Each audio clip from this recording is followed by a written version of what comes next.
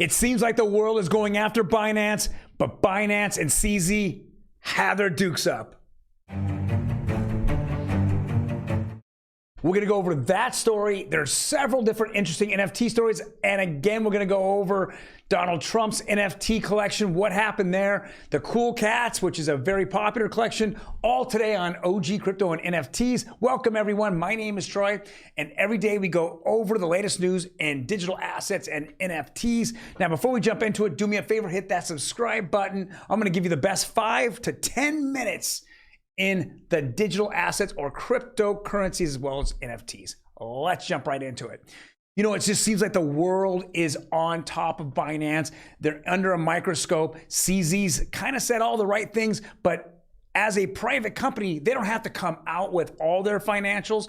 So far, whatever the auditors have come up, they have said that they do have the assets that are on the chain or on their marketplace or exchange. So all the money is there, all the cryptos are there. They had a little hiccup with stable coins as they had to wait for a bank in New York to open up to change out dollars for those USDC.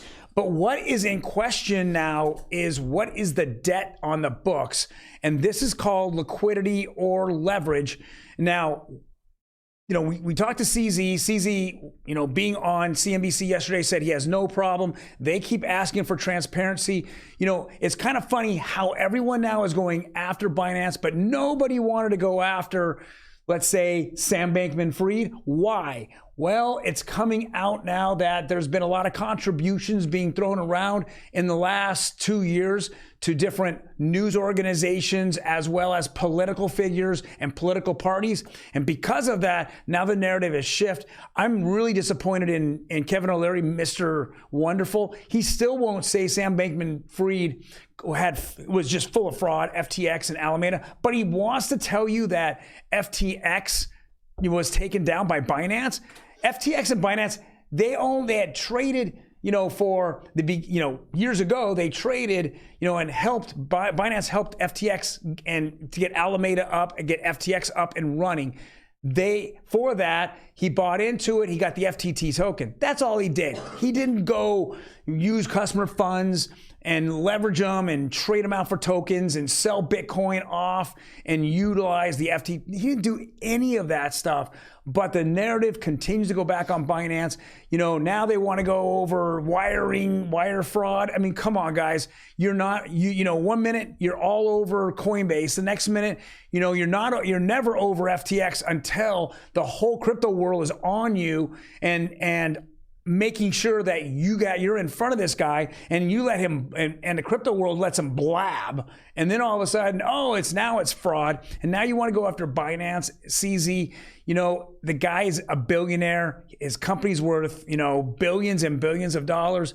You can fight him all you want. I think the guy is upright. You know, he's a good guy. I think that the money's on the exchange. But I will tell you this, you've heard it from probably 50 times, you know, from all the other influencers or anyone that's out there on Twitter. Guys, you should be custodying your own cryptos. If it's not your keys, it's not your crypto. And if you leave it on the exchange, shame on you. Figure it out. If you can't figure it out, pull it back. I say, if you can't figure it out, what you got to do is just pull your cash off. Keep your cash. Put it on the sidelines. Because if this guy goes bad and you are a 9-to-5er and you're not on top of this world, this all unravels fast. And a lot of people who are sitting here with all their money lost on FTX is because they're not watching Twitter every single day. They're not seeing all the signs, people telling you to take the money off. This is really, really important. So do yourself a favor, take the money off. Otherwise, custody your crypto or figure out how you get a nano or, you know, some kind of ledger, a nano ledger, whatever. Get it off. Next article. Well, you know, this has been a big issue with Charles Hodgson, he actually has been in a little bit of a war with the XRP army. And then, of course, a couple of days ago in an AMA, he was asked about whether Cardano was a security. And then he brings up the SEC Ripple case. And he says, well, by the way, he's kind of scared. Anything can be considered a security. The SEC is chaotic and all over the place. And that he felt that or he was told, or he heard a rumor that the Ripple SEC case was going to be, negotiated and settled on December 15th. Well, the days going up to it, he started taking a lot of guff. It wasn't, none of that stuff was ever locked in by any news outlet. And then all of a sudden, December 15th come by, and now he's back in the spotlight, opening his mouth. Please, the issue we're having in crypto is that we're just a bunch of tribes and we're warring with each other instead of warring with the government, with Senator Karen. Oh, I'm sorry, Senator Warren. And so, we should be uniting. Instead, Bitcoin maxis are all up in arms about Bitcoins being the greatest thing since sliced cheese. Ethereum is just completely a nightmare. Talk about a centralized entity. $20 billion is all locked up in ETH 2.0, sitting out there with consensus and the foundation. And then you look at Cardano, and they're all, their tribe is their Cardano tribe. And then you have XRP Army, who's fighting for basically everybody. Because if they lose SEC, what's going to happen is that everything can be considered a security and none of it a commodity. We can't get the government to give us any kind of clarity. We can't give Gary Gensler at SEC give us clarity. It's just a nightmare. So please, we should be uniting with each other instead of warring in tribes. That's been the issue that I've been talking about. But until this happens, we're tired. Everyone's beating their own chest and talking about their own crypto being the best and it being the only one that's not a security. Now, let me bring in Emi. We're going to go over our NFT section here. Kind of crazy, but how you doing, Emi? Hi. How's everything? Wait, hold on. I'm good. How are you? I'm doing fantastic. I see that something we talked about yesterday, and we're gonna go over this. Oh, sorry, didn't mean to do that. So we went over yesterday that Donald Trump had released NFT collection. Yeah. And whether you love him or hate him, here we go. Sorry, there we go. Wait, we don't know how to get in frame yet. She framed me. We've only been doing this for months. But, So we've talked about the surprise Donald Trump NFT collection. It just boom, it got released. I think when we looked at it, it was like 6,000 out of the 45,000 that were sold. Yeah, something like that. Yeah, and we were all saying we hate him, love him, whatever. Yeah. He's bringing adoption probably greater than any single person has ever brought adoption last year, in the respect that he's hit every mainstream media outlet. They've all made a joke out of it. They all laughed it off. Fantastic. But it gave two things. What I liked about it, one is obviously adoption. Everyone now knows about NFTs. They knew he hated it 3 years ago, and now he just pushed all in. But more importantly, number two, he made it really easy to purchase his NFT by simply using your credit card. Yeah, I think this is actually really funny, and if you look at it from a marketing standpoint, it's kind of incredible. Yeah. Like, he was able to roll something out at a surprise and sell out in less than 12 hours. 12 hours. That's insane. Right. How many? I'm going to interview her real quick here. How many followers? I don't know. 70 million people voted for him in 2020. Mm-hmm. Of those 70 million voters for him, 71, whatever it was, how many do you think know anything about NFT? Let's say less than 5%. I think 1%. Okay, I'm being generous. But think about this. He made this big stink a couple of days ago about this huge announcement yesterday, right? Yeah. And everyone's like, "Oh, he's gonna run for president. He's gonna do this. He's gonna do that." Rolls. Okay, so I was actually watching a comedy special over the weekend. I forget the guy's name, but it's the one that was too raunchy for Netflix. That one, okay. And he has a bit about how Biden doesn't have merch. and Trump merch sells out, and he's basing presidencies off of their ability to sell merch. Yeah. And it's kind of incredible to me that if you think about the MAGA hat, the MAGA hat was iconic in its own way. Whether you like it or not, you know what it is, and it's instantly recognizable, right? So it's very interesting to me that Trump, in his presidency, had this merchandise item of the MAGA hat, right? And then now, after he announces possibly running again, has this insane NFT thing that. Right. So whoever is in charge of marketing Trump, you're incredible. Yeah. Yeah. I mean, the NFTs are ridiculous. They're ridiculous. They're absolutely ridiculous. And that's what makes it fun, because they're over the top stupid, right? Yeah. They really are open. And I like that little commercial he had. It goes, oh, it goes over the iconic moments of my life. I'm like, dude, you were never that rip, bro. You know, what's the big S there? You're no super fucking man. Come on. Trump. Super Trump. I can't even say it. Well, STD, right? Super Trump Donald. All right, stop it. And we're moving Stop on. it. All right, moving on. Okay.